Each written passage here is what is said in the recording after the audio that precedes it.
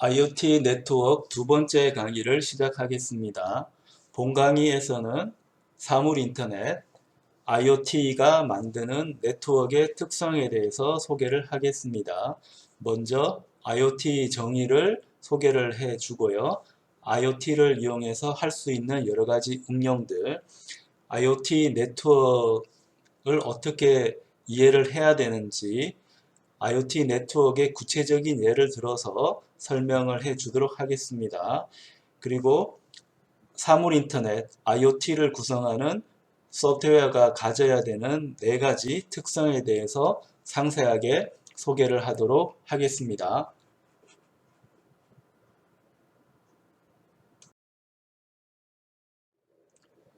사물 인터넷에 대해서 알아보겠습니다. 사물 인터넷은 4차 산업혁명의 중요 개념 중에 하나입니다.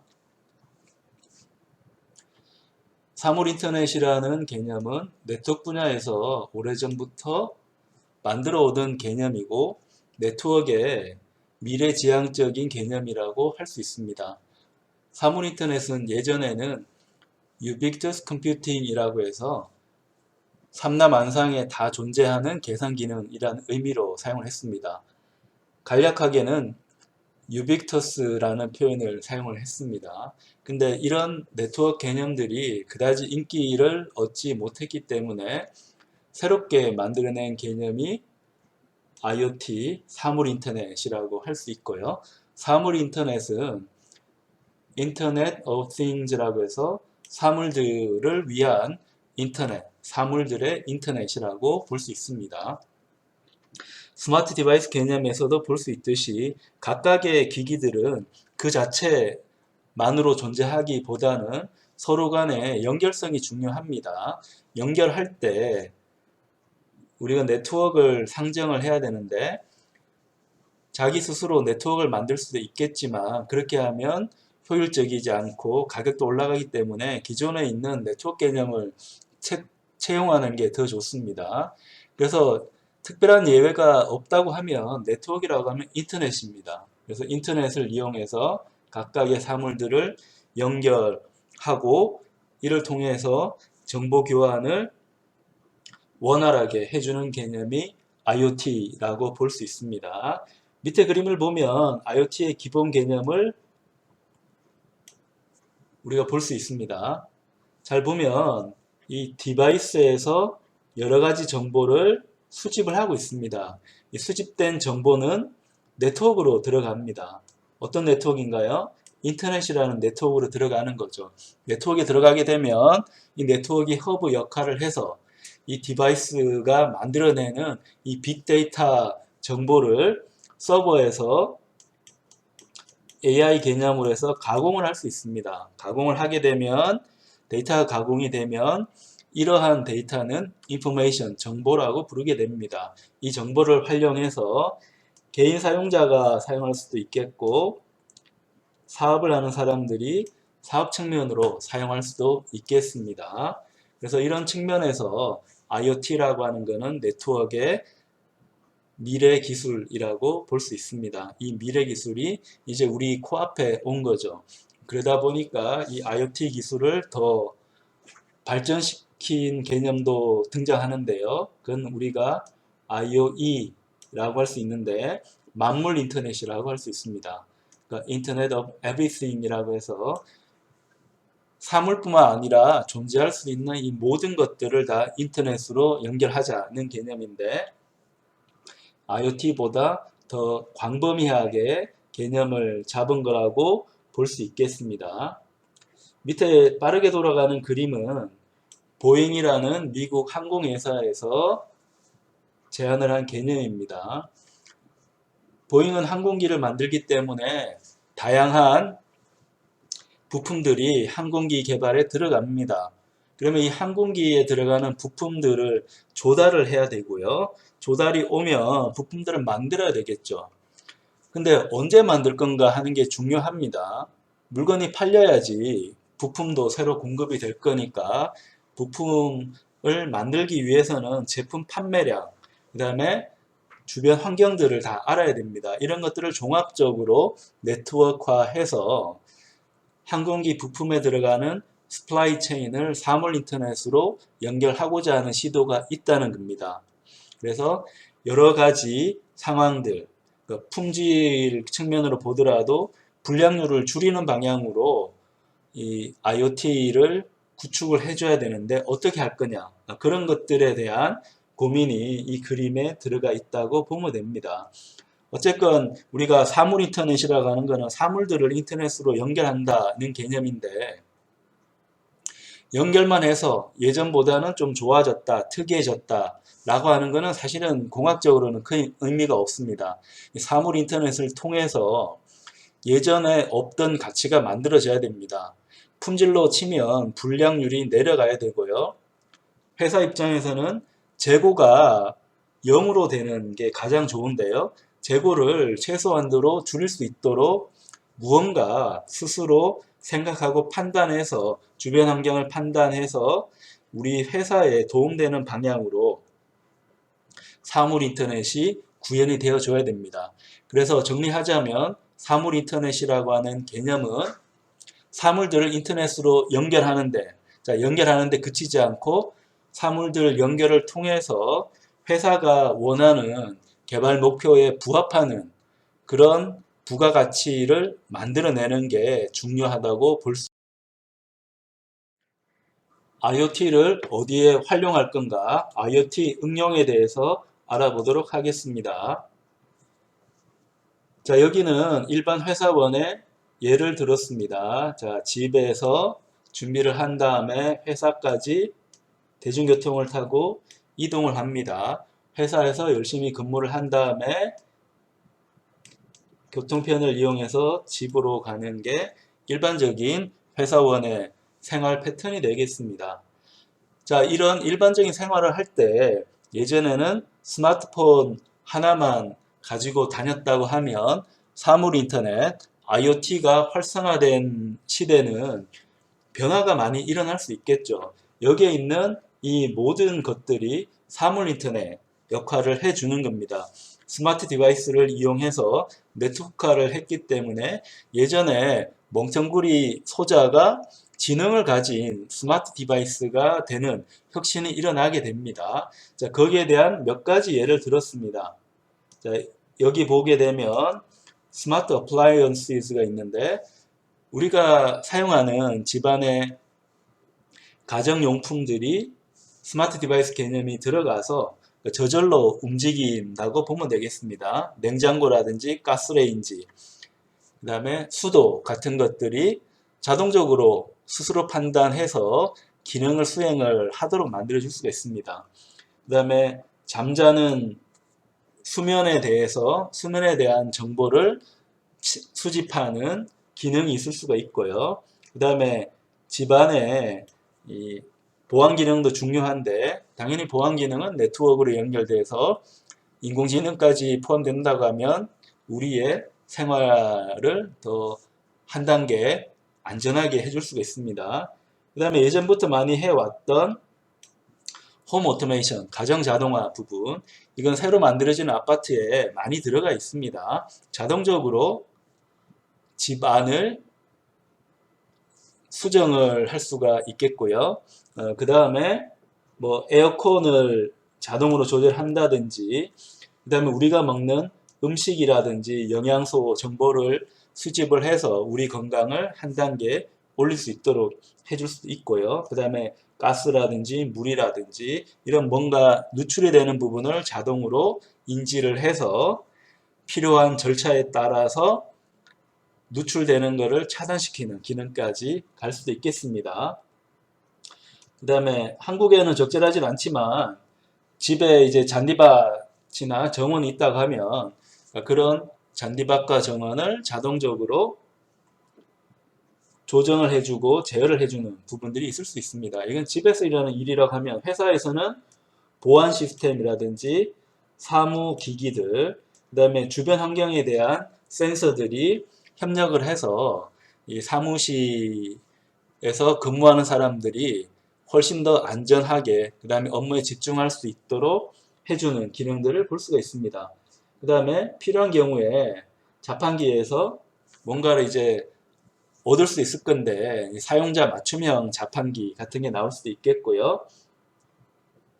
그 다음에 사무실에서 사용하는 갖가지 장치와 센서들의 스마트 디바이스 개념을 집어넣을 수 있을 겁니다. 그리고 출퇴근을 할 때 자전거를 타는 사람들도 있으니까 자전거에 대한 사물 인터넷 개념, 스마트 디바이스 개념을 집어넣어서 할 수도 있겠고, 그 다음에 집에서 TV라든지 오디오, 영화를 보면서 이 연애 같은 걸 즐길 텐데 그런 부분에 대해서도 스마트 디바이스 개념이 들어갈 수 있을 겁니다. 사물 인터넷 네트워크, IoT 네트워크에 대해서 설명을 드리도록 하겠습니다. IoT를 구성하는 여러 스마트 디바이스가 있습니다. 이 스마트 디바이스의 정보를 적절하게 수집해서 네트워크로 보내야 됩니다. 요즘 네트워크는 주로 클라우드 네트워크이기 때문에 클라우드 컴퓨팅하고 연결을 시켜 보도록 하겠습니다. 자, 왼쪽 편에 보면 굉장히 많은 숫자의 스마트 디바이스가 있습니다. 이 스마트 디바이스는 CPU를 가지고 있고 CPU를 효과적으로 구동하기 위한 시스템 소프트웨어인 운영체제를 가지고 있습니다. 스마트 디바이스가 모은 여러 가지 정보들, 대부분 센서 정보가 될 겁니다. 이 센서 정보가 굉장히 많이 쏟아져 나오기 때문에 빅데이터를 이루게 되는데요. 이런 빅데이터를 클라우드 네트워크 쪽으로 보내야 됩니다. 자, 어떻게 보내는 게 효과적일까요? 자, 여기 보면 필드 게이트웨이하고 클라우드 게이트웨이가 있습니다. 자, 이걸 이해하려면 먼저 게이트웨이라는 개념부터 이해를 해야 될 겁니다. 게이트웨이는 네트워크 두 곳을 연결시켜주는 네트워크 하드웨어 장치를 뜻합니다. 네트워크 두 곳을 연결시키기 때문에 라우터라는 개념하고 비슷하다고 볼 수 있는데요. 물론 두 지점을 네트워크 관점으로 연결시켜주는 하드웨어라는 관점에서 라우터와 게이트웨이는 유사한 측면이 있습니다. 하지만 분명히 라우터와 게이트웨이는 다릅니다. 라우터는 패킷 정보를 이용해서 이 데이터가 갈 경로를 지정해주는 장치입니다. 그래서 이름도 라우터입니다. 라우트는 경로를 뜻하고 경로를 찾아주는 장치를 라우터라고 합니다. 그래서 복잡하게 구성된 네트워크에서 A 지점에서 B 지점으로 갈 때 패킷 정보를 정확하게 전달할 수 있도록 경로를 찾아주는 장치를 라우터라고 하는 거고요. 게이트웨이는 내가 전달할 정보의 지점은 이미 결정이 되어져 있습니다. A하고 B 지점의 경로는 이미 정해져 있어요. 정해져 있는데 대부분의 경우 게이트웨이를 쓸 때는 라우터가 서로 다른 겁니다. 프로토콜이 서로 다른 겁니다. 프로토콜이 서로 다르기 때문에 프로토콜을 A-라는 프로토콜에서 B-라는 프로토콜로 변경하면서 네트워크상의 정보를 전달하기 위해서 존재하는 네트워크 하드웨어가 게이트웨이라고 볼 수 있습니다. 근데 이 그림에서는 게이트웨이를 두 가지를 사용을 했습니다. 필드 게이트웨이하고 클라우드 게이트웨이입니다. 그러니까 필드 게이트웨이의 필드는 들판을 뜻합니다. 예를 들어 내가 곡식을 추수를 한다고 하면 곡식을 어느 정도 모은 다음에 큰 공장으로 보내야 되겠죠. 그래서 중간 정도에서 모을 수 있는 창고 역할을 해주는 게 필드 게이트웨이라고 볼 수 있습니다. 그러니까 클라우드 게이트웨이는 클라우드로 들어가기 위한 게이트이기 때문에 필드 게이트웨이보다는 처리하는 데이터 양이 훨씬 많다고 볼 수 있습니다. 그래서 이 그림에서도 볼 수 있듯이 스마트 디바이스가 직접 클라우드 게이트웨이하고 연결돼서 정보를 수집할 수도 있고 아니면 필드 게이트웨이를 통해서 클라우드 게이트웨이로 들어갈 수도 있도록 네트워크 설계를 할 수 있습니다. 그럼 필드 게이트웨이는 클라우드 게이트웨이보다는 적은 용량의 데이터를 쓴다고 했는데 근데 이 그림을 보면 클라우드 게이트웨이와 직접적으로 연결이 될 수가 있는데 굳이 내가 필드 게이트웨이를 쓸 필요가 있을까요? 자, 이 부분은 게이트웨이의 의미를 다시 한번 생각해 볼 필요가 있습니다. 그러니까 게이트웨이는 프로토콜을 서로 바꾸어 준다고 했죠. 자, 프로토콜을 바꾸어 줄 때 스마트 디바이스의 CPU 능력, OS 능력이 굉장히 크다고 하면 클라우드 게이트웨이가 원하는 대로 프로토콜을 변환을 시켜줘서 데이터를 보낼 수가 있을 겁니다. 근데 어떤 디바이스들, 어떤 사물, 인터넷을 구성하는 요소들은 CPU 성능이라든지 아니면 운영체제가 없을 수 있습니다. 굉장히 좀 부실한 형태의 디바이스가 있는 경우에 이 디바이스는 클라우드 게이트웨이가 원하는 프로토콜을 지원하기 어렵습니다. 예를 들면 HTTP로 데이터를 보내고 싶은데 내가 사용하는 디바이스의 CPU 능력이라든지 소프트웨어 능력이 딸려서 HTTP를 제대로 구현을 해내지 못하는 경우가 있습니다. 그 경우에는 중간 경유지로서 필드 게이트웨이가 있는 거고, 필드 게이트웨이의 입력으로 처리할 만한 굉장히 간단한 프로토콜을 만든 다음에 그 데이터를 필드 게이트웨이로 보내주게 되면 이 필드 게이트웨이는 정보를 모은 다음에 HTTP를 받을 수 있는 형태로 가공을 해서 이걸 클라우드 게이트웨이로 보낼 수가 있습니다.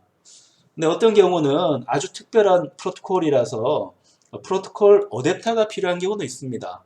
이 경우는 필드 게이트웨이를 통해서 프로토콜 어댑터에서 다시 한번 프로토콜을 변경을 해주고 이 변경된 데이터가 클라우드 게이트웨이로 들어가는 형태로 구성할 수 있습니다. 그래서 스마트 디바이스는 사물 인터넷을 구성하는 기본 요소이기 때문에 네트워크가 연결될 때 굉장히 다양한 방법으로 연결될 수가 있습니다. 자, 이렇게 클라우드 게이트웨이를 통해서 들어간 데이터는 이제 네트워크상에서 정보가 처리가 되게 됩니다. 뭐 이런 부분에서 이 AI라고 하는 기능이 들어갈 수도 있을 겁니다. 인공지능 개념이 들어가서 이 막대한 빅데이터 정보를 사용자가 원하는 형태의 간략화된 데이터인 인포메이션, 정보로 바꿔줄 수가 있을 겁니다. 자, 그러면 이 정보 흐름을 보게 되면 영어 단어로는 쉬운데 좀 생소한 개념이 있습니다. 콜드 패스라는 부분이 있고 핫 패스라는 부분이 있습니다. 콜드 패스와 핫 패스가 있다고 하면 자, 온도 차이가 난다는 건데요. 자, 이건 비유적인 표현입니다. 실제 네트워크를 만졌을 때 네트워크가 뜨겁다라는 뜻이 아니고 네트워크를 만졌을 때 뭐 차갑다 이런 뜻도 아니고요. 자, 그건 데이터를 쏘는 빈도가 얼마만큼 자주 있는가 아니면 드문드문 있는가 하는 겁니다. 데이터를 상시적으로 쏜다고 하면 이게 만약에 선로인 경우라고 하면 열이 난다고 하면 좀 뜨겁겠죠. 그래서 데이터를 항시 쏘는 패스는 핫패스라고 부릅니다. 다른 말로 하면 스트리밍 패스라고 이름을 붙일 수 있을 겁니다. 근데 어떤 데이터는 자주 쏘지 않고 어쩌다 한 번씩 쏘는 경우가 있습니다. 어쩌다 한 번씩 쏠 때 그동안 모아놓은 데이터를 한꺼번에 쏘기 때문에 덩어리 형태로, 이걸 영어로 하면 배치라고 표현을 합니다.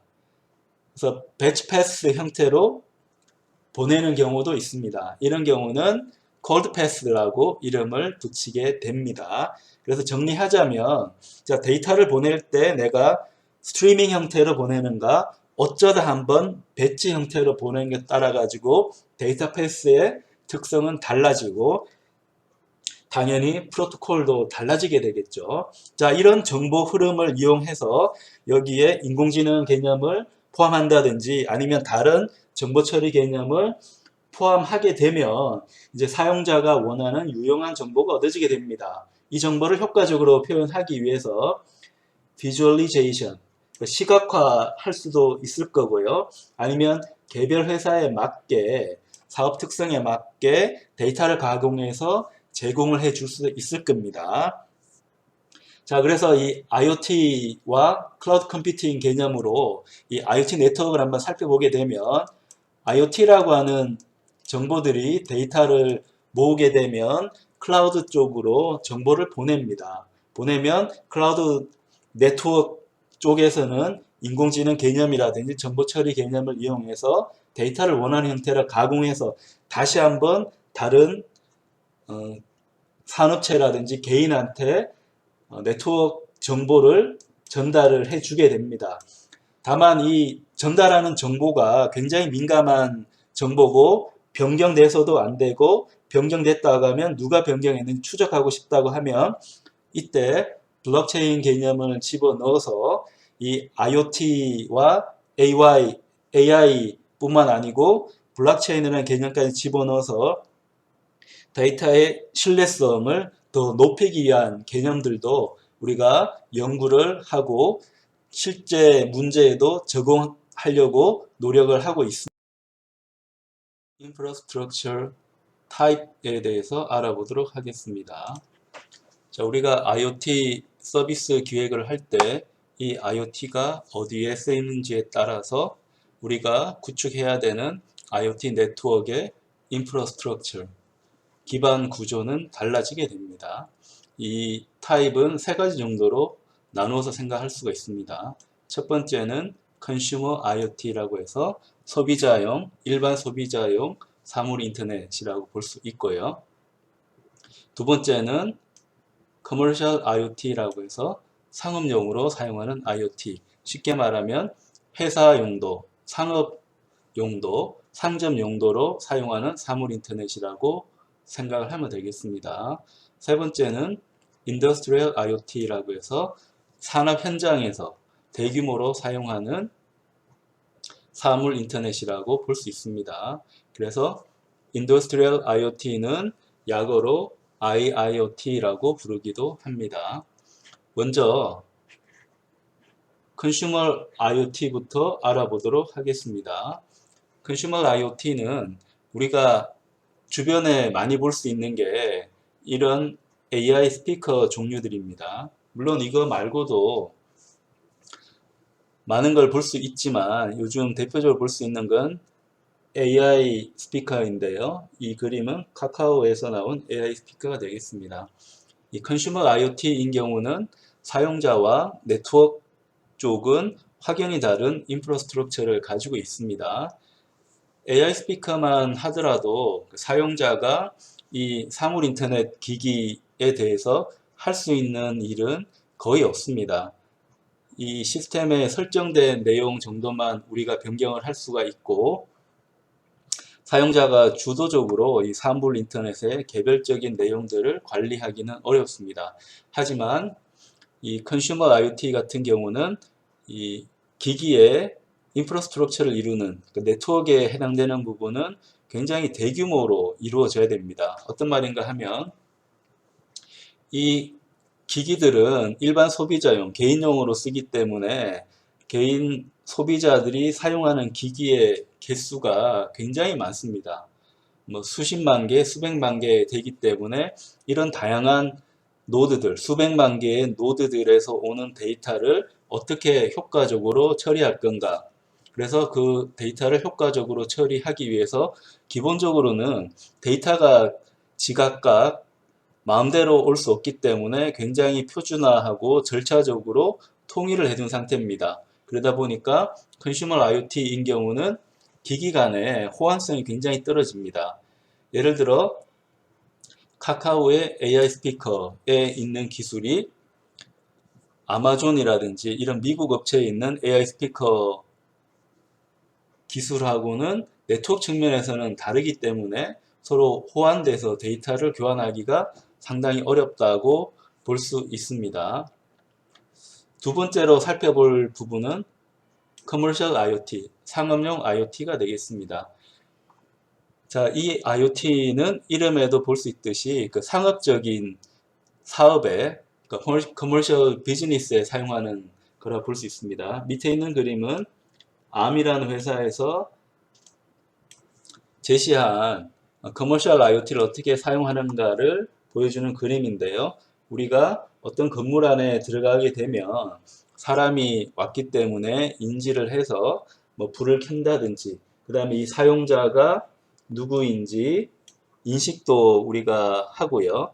그 다음에 이 장치들 간에 서로 통신을 통해서 이 건물에 있는 여러 가지 환경들을 변형시켜 준다든지, 자, 이런 형태로 구성되어 있는 IoT 네트워크는 커머셜 IoT라고 부르고 있습니다. 커머셜 IoT의 특성은 네트워크가 이루어지는 공간이 전 지구적인 공간은 아니기 때문에 굳이 인터넷을 이용해서 네트워크를 전 지구적으로 확대하거나 이런 부분보다는 이 건물 내에서 효과적인 네트워크 구성이 되도록 뭐 블루투스라든지 간단한 랜이라든지, 그러니까 이더넷 기반의 랜이라든지 이런 형태로 이제 네트워크 구성을 해서 소규모지만은 굉장히 효율적으로 그 건물 내에서 혹은 사업장 내에서 효과적인 네트워크 구성이 되도록 해주는 것을 커머셜 IoT라고 부르고 있습니다. 인더스트리얼 IoT는 대규모 산업체에서 사용하는 겁니다. 밑에 그림을 보면 이건 포스코에서 나온 스마트 팩토리에 대한 이제 상상도인데요. 스마트 팩토리처럼 공장을 자동화하고 이제 지능화를 하게 되면 이 공장의 정보는 공장 내부에 머무를 수는 없고 본부의 명령에 따라야 되고 본부의 통제에 따라야 됩니다. 그러다 보니까 대규모가 되기 때문에 인더스트리얼 IoT인 경우는 대부분 전 지구적인 인터넷으로 연결됐다고 보면 됩니다. 이 인더스트리얼 IoT는 산업계에서 대규모 투자를 통해서 이루어진 IoT 네트워크이기 때문에 네트워크 자체가 견고해야 됩니다. 이 공장이 멈출 수 있는 가능성이 있기 때문에 IoT 설비로 인해서 문제가 일어나서는 안 됩니다. 그러니까 품질 측면에서, 그 다음에 여러 가지 측면에서 굉장히 이 IoT 네트워크는 견고하게 구성이 되어 줘야 되고, 그 다음에 외부에 데이터를 보낼 때 이 데이터는 반드시 보호되어져야 됩니다. 혹은 다른 엉뚱한 명령이 해당 스마트 팩토리로 올 수 없도록 방어 조치를 해줘야 됩니다. 그리고 산업용 IoT는 오랜 기간 쓰는 IoT가 되겠습니다. 자, 여기에 대한 반대되는 경우는 컨슈머 IoT라고 할 수 있는데요. 컨슈머 IoT는 이런 AI 스피커가 예가 된다고 했습니다. 이 AI 스피커 같은 경우에는 사람들이 이제 좀 쓰다 보면 한 1년, 2년 쓰다 보면 재미가 없어서 버리기도 하고 새 제품이 나와서 교환하기도 합니다. 그래서 제품의 교체 주기가 굉장히 빠르다고 볼 수가 있는데 공장은 다릅니다. 공장은 한번 만들어 놓으면 꽤 오랜 기간 동안 동작을 해야 되기 때문에, 왜냐하면 스마트 팩토리를 만들 때 굉장히 많은 돈이 들어갑니다. 이 돈이 있기 때문에 쉽사리 공장의 형태를 바꿀 수가 없습니다. 버릴 수가 없다는 뜻이죠. 그래서 오랜 기간 사용한다는 가정하에 굉장히 견고하게 네트워크를 설계하고 안전하게 설계를 해야 되는 IoT 네트워크가 인더스트리얼 IoT가 되겠습니다. 커머셜 IoT에 대해서 알아보도록 하겠습니다. 자, 우리가 IoT 네트워크 구축을 할 때 예산을 상당히 많이 가지고 있다고 하면 개별 사물 인터넷을 구성하는 노드, 스마트 디바이스의 성능을 높여서 스마트 디바이스 자체가 인터넷 기능을 굉장히 풍부하게 활용할 수 있도록 할 수 있을 겁니다. 자, 그런 경우에 IoT 네트워크는 인더스트리얼 IoT라고 부릅니다. 번역하자면 산업용 사물 인터넷이라고 생각할 수 있겠습니다. 자, 그래서 이 인더스트리얼 IoT를 구성하는 각각의 스마트 디바이스는 계산 능력이 출중하기 때문에 기존에 잘 구축된 글로벌 IP 네트워크, 인터넷을 이용해서 정보 교환할 수 있습니다. 그래서 스마트 디바이스가 만든 다양한 빅데이터 정보는 클라우드 게이트웨이를 통해서 네트워크적으로 손쉽게 전달할 수 있습니다.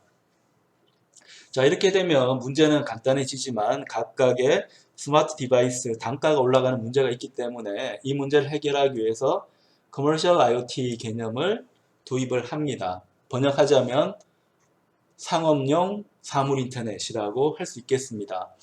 자, 커머셜 IoT 관점에서는 정보를 전송하는 이 스마트 디바이스의 성능이 그렇게 좋지는 못하기 때문에 간편하게 데이터를 전송할 수 있는 인터넷이 아닌 프로토콜을 사용할 수 있습니다. 그 중에 대표적인 예는 두 가지 들 수 있겠는데요. 블루투스를 사용할 수도 있고 아니면 이더넷을 사용할 수 있습니다.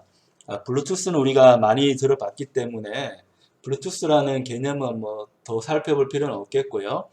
이더넷은 많이 들어봤는데 또 개념이 헷갈립니다. 이더넷하고 인터넷하고 차이는 뭔가 있으니까 이름을 다르게 붙였겠죠. 자, 인터넷은 전 지구적인 네트워크입니다. 전 지구적인 네트워크이고 이더넷은 적은 범위, 예를 들면 모건대학교 안에서 네트워크를 구축한다고 하면 자, 이 네트워크는 범위가 작기 때문에 우리가 LAN이라고 부릅니다. Local Area Network, 그러니까 지역 범위의 네트워크라고 볼 수 있습니다. 자, 이런 LAN과 같은 네트워크를 구현을 하기 위해서는 자, 이 범위에 모건대학교 범위에 네트워크를 구현하기 위해서는 당연히 프로토콜이 필요하겠죠. 근데 이 프로토콜을 구축할 때 굳이 인터넷 프로토콜을 사용할 필요는 없습니다. 좀 더 간략화된 네트워크 프로토콜이 필요하니까 자, 랜을 위해서 제한된 프로토콜을 이더넷이라고 생각을 하면 굉장히 이해가 쉽겠습니다. 그래서 블루투스하고 이더넷을 본다고 하면 블루투스는 8개 정도의 네트워크 노드를 고려하고 있다고 하면 이더넷은 1000개, 2000개 정도의 네트워크 노드를 고려해서 네트워크를 이제 구성을 한다고 생각하면 되겠습니다. 블루투스를 썼다는 말은 유선 연결하지 않고 무선으로 연결하겠다는 뜻이고요. 이더넷은 원래는 유선 연결 개념입니다. 유선 연결 개념인데 우리가 무선 어댑터, 와이어리스 어댑터를 쓰게 되면 무선 연결도 가능하기 때문에 지금은 개념을 더 확대를 해서 이더넷은 유무선이 다 가능한 방식이라고 생각을 하면 되겠습니다. 자, 그러면 커머셜 IoT의 네트워크를 한번 전체적으로 살펴보도록 하겠습니다. 자, 이 네트워크에서는 정보를 수집하고 전달하는 부분이 중요합니다. 자, 우리가 프로젝트를 할 때도 뭐 인공지능 어떻게 쓸 건가 하는 것도 중요하겠지만 그런 부분보다는 정보통신이기 때문에 내가 만들어낸 여러 빅데이터 정보를 어떻게 서버 혹은 게이트웨이 쪽으로 전달할 건가 하는 게 중요해집니다. 자, 여기서는 커머셜 IoT이기 때문에 스마트 디바이스의 CPU 능력, 운영체제 능력 혹은 IO 네트워크 능력이 많이 떨어진다. 대신에 이 스마트 디바이스의 가격은 싸다. 이렇게 생각할 수 있습니다. 이 그림에서 보면 뭐 센서라든지 액추에이터 뭐 이런 것들이 스마트 디바이스를 구성하는 이제 요소가 됩니다. 자, 거기서 만들어진 정보, 센서 정보라고 하면 이 로컬 네트워크 쪽으로 보낼 거고요. 만약에 액추에이터를 그동안 제어 정보라고 하면 로컬 네트워크에서 이 스마트 디바이스 쪽으로 정보가 오겠죠. 어쨌건 한 방향은 아니고 양방향으로 정보가 서로 전달이 되게 됩니다. 다만 이 스마트 디바이스는 인더스트리얼 IoT를 구성하는 스마트 디바이스하고는 다르게 직접 네트워크 인터넷 쪽으로 연결되지는 않고 로컬 네트워크를 통해서 인터넷 쪽으로 연결되는 방식을 택했습니다. 이렇게 하면 커머셜 IoT를 구성하는 스마트 디바이스를 조금 더 가격이 싸고 더 단순화된 디바이스로 사용할 수가 있습니다. 그럼 로컬 네트워크 쪽에서 블루투스라든지 이더넷이라든지 이런 걸로 데이터를 모으게 되면 그 모아진 정보를 로컬 네트워크에 좀 더 강력한 네트워크 파워를 이용해서 인터넷 쪽으로 연결을 하는 방식입니다. 앞에 슬라이드하고 비교를 해보자면 일종의 필드 게이트웨이가 들어가 있는 거죠. 어디에? 로컬 네트워크에 들어가 있는 겁니다. 자, 그러면 내가 가정한 큰 네트워크인 이 클라우드 쪽으로 연결되기 위해서는 클라우드 게이트웨이가 필요할 거고요. 자, 그걸 통해서 인터넷으로 정보가 전달됐다고 하면 이 인터넷은 전 지구적인 네트워크이기 때문에 지역과 관계없이 모든 곳으로 정보가 전달된다고 생각을 하면 되겠습니다. 그 전달된 정보는 뭐 네트워크 쪽에서 처리할 수가 있겠고요. 아니면 이 빅데이터 정보 자체를 그대로 또 다른 노드 쪽으로 전달할 수가 있습니다. 그래서 이쪽에서는 노드에서 활용할 수 있는 여러 서비스들을 제시를 했습니다. 뭐 리모트 서버 이용해서 서버 역할을 하는 기능을 집어넣고 다시 인터넷을 통해서 연결해서 다른 터미널로 이제 연결할 수도 있겠고요. 그래서 리모트 서버가 있을 수도 있고 없을 수도 있습니다. 로컬 네트워크에서 수집한 정보가 바로 사용자라든지 기업 쪽에 들어갈 수 있습니다. 이건 네트워크 설계하기 나름이고요. 자, 그래서 스마트 디바이스에서 만들어진 다양한 빅데이터 정보는 좀 저렴한 네트워크인 로컬 네트워크를 통해서 정보를 수집을 하고요. 그 다음에 필드 게이트웨이를 통해서 수집된 이 정보는 다시 클라우드 게이트웨이를 통해서 직접 인터넷 클라우드 쪽으로 연결이 되고, 연결된 이 정보는 또 다른 서버 쪽으로 정보를 전송할 수도 있고, 아니면 선택적으로 사용자한테 직접 혹은 기업체한테 직접 정보를 전달할 수도 있습니다. 이렇게 스마트 디바이스를 저렴하게 해서 IoT 네트워크를 구성하는 방식은 커머셜 IoT라고 부릅니다.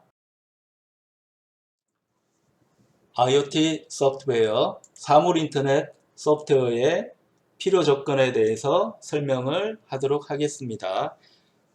자, 우리가 IoT 소프트웨어에 대해서 여러 가지 필요사항들을 제시할 수 있겠지만 여기서는 네 가지 관점으로 살펴보고자 합니다. 자, 첫 번째는 스케일러블입니다. 소프트웨어가 스케일러블 하다고 하는 건 어떤 뜻인가 한번 알아봅시다. 이게 영어이기 때문에 좀 뜯어볼 필요가 있습니다. 스케일러블은 스케일을 할 수 있다는 뜻입니다. 영어의 스케일은 저울을 뜻합니다. 자, 우리가 무게를 달 때 무게추를 이용해서 무게 결정을 하죠. 자, 그러면 무게추는 1kg, 2kg, 3kg 혹은 10kg. 자, 이런 무게추가 있을 수 있습니다. 자, 이런 무게추를 이용하게 되면 내가 필요에 따라서 무거운 물체를 측정할 수도 있고 가벼운 물체를 측정할 수 있습니다. 마찬가지로 소프트웨어가 스케일러블이라고 하는 것은 자, 이 소프트웨어가 사용되는 응용에 따라서 소프트웨어의 능력을 가변화시킬 수 있다는 겁니다. 자, 내가 앞에 소개할 때 IoT도 인더스트리얼 IoT도 있고 커머셜 IoT도 있다고 했습니다. 그래서 경우에 따라서 스마트 디바이스는 값싸게 만들 수도 있고 비싸게 만들 수 있습니다. 자, 그러면 값싼 스마트 디바이스에 들어가는 소프트웨어는 그렇게 계산 능력이 뛰어나다거나 운영체제 능력이 아주 뛰어날 필요는 없겠죠. 자, 거기는 최대한 단순화된 운영체제를 집어넣는 게 좋을 것 같고, 비싼 스마트 디바이스, 그러니까 인터넷 프로토콜을 처리를 해야 되는 스마트 디바이스라고 하면 굉장히 무거운 성능이 우수한 운영체제를 집어넣어야 될 겁니다. 그래서 동일한 소프트웨어이긴 하지만 필요에 따라서 저가형으로 갈 수도 있고 고급형으로 갈 수 있도록 이 소프트웨어의 능력을 내가 필요에 따라서 선택을 할 수 있는 그런 기능을 스케일러블이라고 이름을 붙이게 됩니다. 마줄러라는 두 번째 특성을 한번 보도록 합시다. 마줄러는 모듈이라는 뜻입니다. 그러니까 모듈은 뭐죠? 모듈은 무언가를 모아놓은 집합체죠. 자, 소프트웨어를 우리가 개발하다 보면 자, 입력에 대한 기능, 출력에 대한 기능, 뭐 계산에 대한 기능, 센서, 제어에 대한 기능 이런 것들 여러 가지가 있을 수가 있습니다. 근데 내가 만약에 센서에 대한 스마트 디바이스만 설계한다고 하면 자, 이런 스마트 디바이스에는 센서 정보를 제어하기 위한 부분하고 모아진 센서 정보를 외부로 보내는 기능만 있으면 됩니다. 나머지 기능은 필요가 없겠죠. 그래서 소프트웨어를 설계를 할 때 객체 지향을 잘 해서 필요한 기능만 선별적으로 선택할 수 있게 만들어 주는 것을 마줄러라는 이름으로 표현을 하게 됩니다. 세 번째 기능은 커넥티드입니다. 스마트 디바이스는 반드시 입력과 출력에 대한 네트워크 기능을, 인터페이스 기능을 꼭 가져야 된다고 했죠. 그래서 사물 인터넷 소프트웨어는 그 자체로 존재한다기보다는 서버에 연결되든가 아니면 다른 장치들하고 통신을 하든가 이런 연결성, 네트워크에 대한 기능을 반드시 포함을 하고 있습니다. 그래서 사물 인터넷 소프트웨어는 네트워크 프로토콜을 처리하기 위한 소프트웨어 파트가 반드시 필요합니다. 마지막으로 네 번째 기능은 reliable입니다. 그러니까 신뢰할 수 있어야 됩니다. 자, IoT 소프트웨어는 여러 가지 정보를 빅데이터 형태로 처리하기 때문에 자, 이 정보가 얼마나 정확하게 서버 쪽으로 전달되는가 하는 능력이 굉장히 중요합니다.